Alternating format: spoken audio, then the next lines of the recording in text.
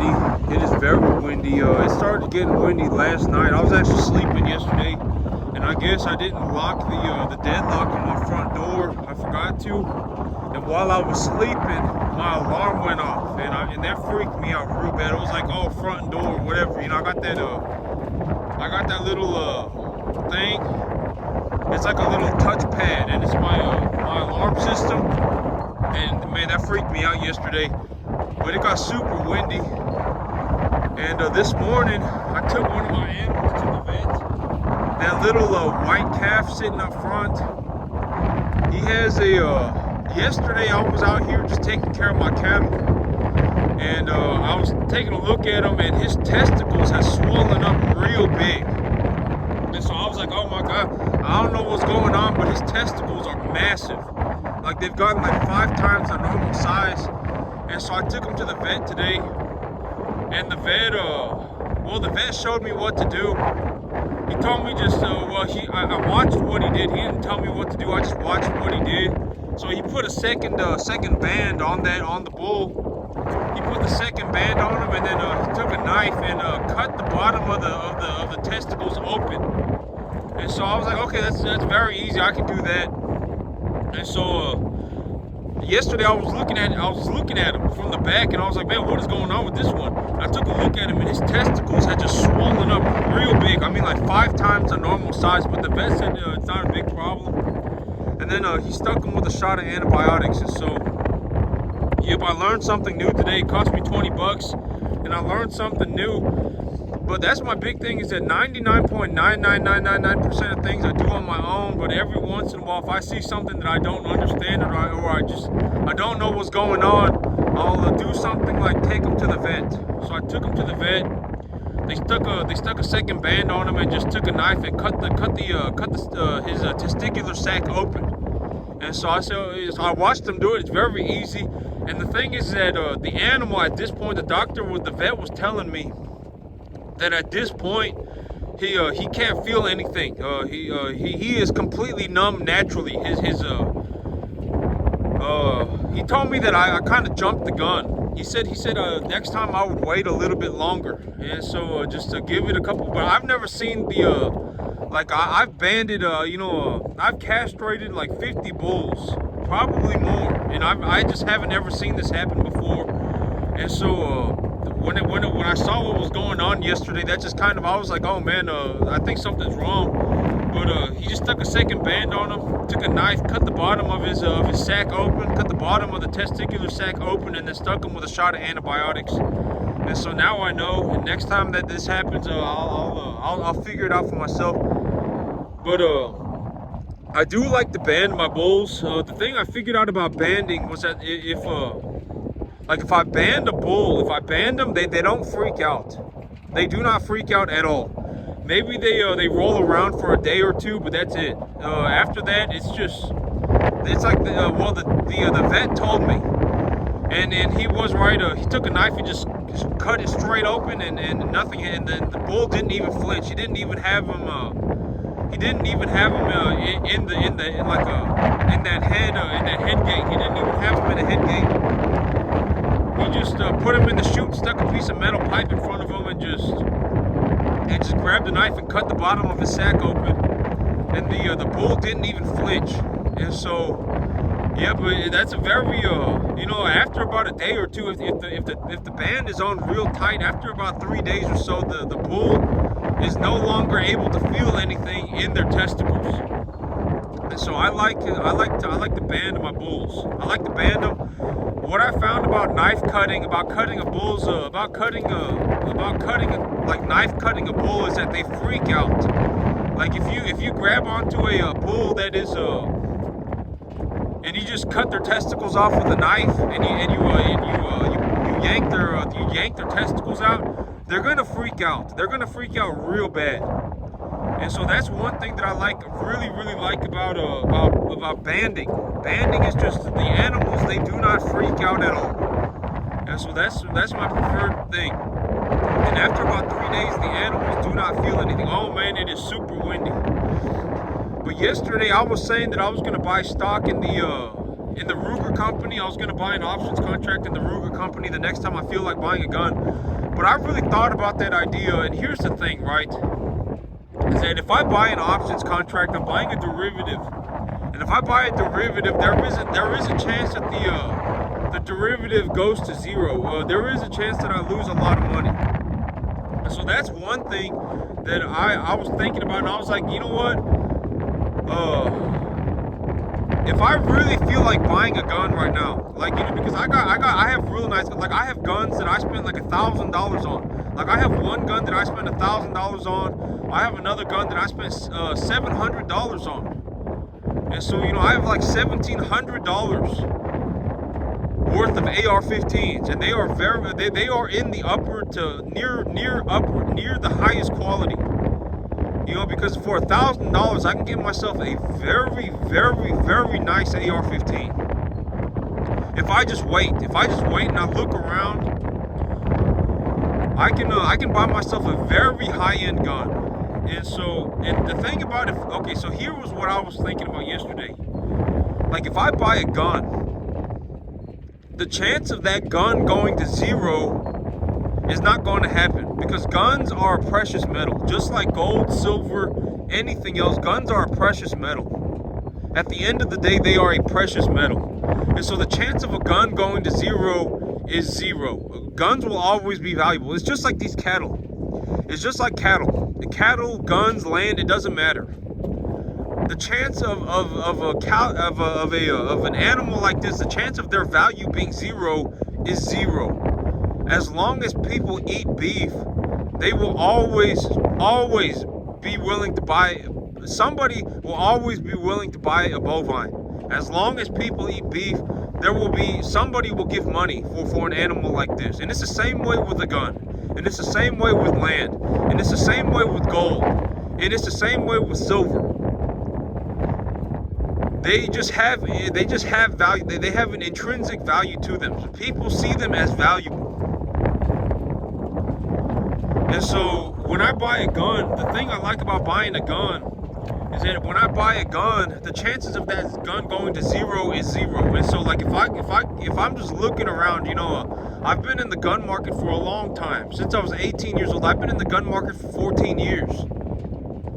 And so I've seen a lot of guns. I've seen a lot of opportunities. One opportunity that I missed in a very big way that I still think about today was that I forget if they're Z-Paps or N-Paps, but there was a whole bunch of AK-47s brought here from Serbia, and they were selling them for like $500, $600 a piece. And as of right now, they are selling for like $1,200. And so, you know, that was something that I missed. Even if it was just I just bought one to hold on to as a collector, to hold on as a collector's item, I would have liked to do that, but I completely missed that opportunity. But it's not a big deal, right? That's the thing, right? It's like me at this point in my life. If I was at that point in my life where I really could use an extra $1,000 a month, if I really could use an extra $1,000 a month, I would be more willing to buy and sell guns. I would be more willing to do that kind of stuff, because it is 100% legal. Like, a lot of people, there are people who are for it and there are people who are against it. But at the end of the day, none of that stuff matters, because it's 100% legal. Here in Texas, here in Texas and here in America, it is legal to buy and sell guns. It just is. So it is legal for me to do that. And so if I had the opportunity, if I needed the opportunity, if I really thought, oh man, I could make myself an extra $1,000 a month, I would be, if I desperately needed the money, and not even desperately, but if I really was like, you know, this $1,000, this extra $1,000 a month, it only take me a few hours of effort every month, and I can make myself an extra $1,000 a month, I would be willing to take it, right? But at this point in my life, my cattle make me so much money.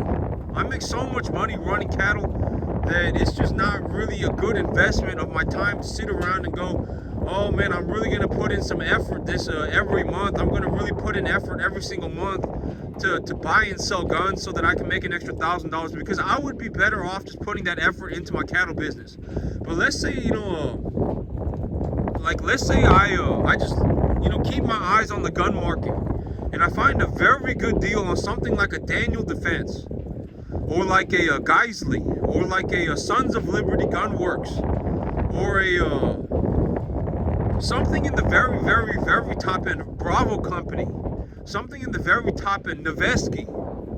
If I find a very good opportunity to buy something, and I'm just that would be the one type of gun that I would be willing to buy. A very, very, very high quality gun, and I would be willing to spend about $1,000 for it. And I would just hold on to that gun as a collector's item, and it would retain its value into infinity. And so, even in 50 years, when humankind has built better guns and whatever, these guns will still be worth money. And so, like, if I was genuinely, if I saw a very good opportunity, and they exist all over the place, I was actually going to buy myself a Daniel Defense Bravo Company built gun, and I actually had the opportunity to buy it for $650, but somebody else got to it before me, and they bought it before me. And if I had bought that gun, I probably could have sold that thing for like a probably double what close to an extra like $400 or $500 profit. But that's just like if I take 2 opportunities a month, if I get 2 good opportunities a month, that turns into like an extra $700, $800, $900, $1,000 a month for me. But at this moment in time, it's just not a good idea for me to go and really put in a lot of effort to buy and sell guns when I make so much money in the cattle market. Because I have such a large opportunity here, it's like, why wouldn't I just focus on the cattle market? The cattle business makes me like an extra $7,000, like an extra $7,000 of net profit every single month. And so it's like, I couldn't make that much money buying and selling guns, even, I couldn't do that. If I do very well in the gun market, maybe I make myself an extra, maybe $500, $600, $700 a month. And so if I have an opportunity here to make myself an extra, $7,000, I would rather just stick to making the extra $7,000. And so I told myself, so what I'm going to do is I'm going to, if I find a collector's level, very high-end gun, very high-end, like a Barrett 50 caliber, if I find something like that, or a staccato, these are some things that are on my list right now of things that I would be willing to buy as a collector's item. If I found something like a staccato, or if I find something like a 50 caliber Barrett, or if I find something like a Daniel Defense, or a Noveski, or something like that, right? The Geisley. If I find something on the very, very, very top end of the market, and it's at a very steep discount, I would be willing to buy that. But other than that, I'm just not going to buy any more guns, because it's just not, the 2 guns that I have right now, they are more than enough gun for me. I just don't see the need to buy any more than 2 guns. They're 2 very nice guns. I have 2 very nice guns. I spent almost $1,700 to buy the 2 of them. It cost me almost like $850 per gun. And so I have 2 very high-end guns. I spent almost $900 a gun. And I got 2 very good ones. And when I look at the 2 guns that I got, I just don't see any need to buy any more guns. And so, but next week, there's supposed to be some like Arctic blast coming through Texas again. And you can see this animal bloating pretty severely, but she eats so much. I don't know why this animal, she just eats so much. But this one right here is bloating too. And but she usually gets that. I just gave her some bloat medication. I just fed them some bloat medication, so they should be okay. But here by next week, there's supposed to be some kind of an Arctic blast coming through Texas and through the southeast of the U.S. And so I don't know if my grass is going to survive. But this is a very good opportunity to let if anybody who is very serious about the cattle business, always gotta have feed put away in storage, because you don't know when it's gonna happen, right? Some Arctic blast happens, or there's some severe drought, or something happens, right? And all of a sudden my grass is stopped growing or is dead. And at that point, you got to switch them over to a total mixed ration, or let your cattle starve. And so, starting next, I don't know. Well, one of my big reasons for switching to winter wheat, I switched over to winter wheat from ryegrass, is because winter wheat, I'm going to see if the winter wheat stockpiles after it dies. And stockpiles just simply means that the winter wheat, the dead forage still remains. It does not just disappear into the nether when the grass dies. Ryegrass, when the grass dies, it just disappears into the nether. It's just gone. It'll just be dirt. But one of my big reasons for switching over to winter wheat is I'm going to see if the grass stockpiles after the grass has died. And if the grass stockpiles, the cattle will still have some stuff to eat back there. But I will have to mix them over to a total mixed ration. And anytime I put these animals on a total mixed ration, I put them on a 65% TDN. These are rough estimates. These are just ballpark numbers to give me an idea of what I need to be doing. It's not like this is perfect planning. This is to just put me in the area, and then when I get to the area, my experiences and my knowledge and things like that, the moment takes over. And so this is just to put me in the area. I put them on a 65% TDN diet with a 2-to-1 calcium phosphorus ratio mineral pack that has all the micronutrients in it as well. And then these animals, I would anticipate that the average weight of my herd right now is about 600 pounds. And so the optimal protein intake is probably be about 12%. And so I'll need to put them on about 12% protein. I'll need to put them on about 12% protein, 65% TDN, 2-to-1 calcium phosphorus ratio. And I'm not saying this like this is an exact science. I'm just saying that this is roughly an idea of what needs to occur to keep my cattle healthy when in a situation where I may be out of grass. My grass may have died. And this is also why I like to keep my stocking densities higher, because I have so much grass right now. I have so much grass that could have been harvested. If my grass does die, it was just a waste, right? And so this is why I like to keep my stocking densities, 20 cattle are not going to get anywhere near to eating 10 acres of grass at all, not even close. If I had 40, not even then, probably not even then. It would have to be something like 50 or 60. And I have so much grass on my field right now, if it just dies and disappears into the nether, it is a waste of money. And so that's one of my big reasons also why for keeping such a firm grasp on my stocking densities and looking at how much biomass of grass I have available on the field. Because at the end of the day, if it turns very cold and my grass dies and my grass just disappears, it was a waste of money. It would have been better for me to just bring in more cattle and have the cattle eat more grass. And so, I told myself not to think about it like that. And the reason that I'm doing things this way is because there's a good reason for it, right? There's a good reason for it. If I don't do it this way, my results will be horrific. I'll lose a lot of money. I'll have a miserable time, and it won't turn out to be successful. And so I'm doing these things this way for a reason. But that's it for me today, YouTube. Y'all have a good one.